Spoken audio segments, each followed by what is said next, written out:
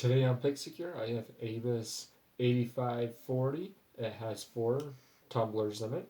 They're all spool drivers, and the key does work in it. And I just got this in the mail a couple of days. I've been busy, so I just wanted to try to pick this. Going to use top of the keyway tension.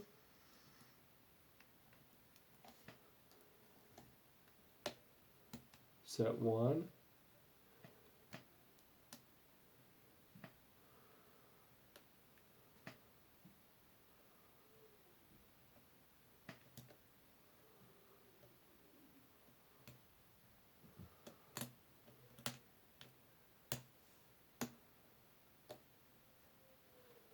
Got a great fault set. And folks, we are open. And this lock, to me, is not very hard to pick open.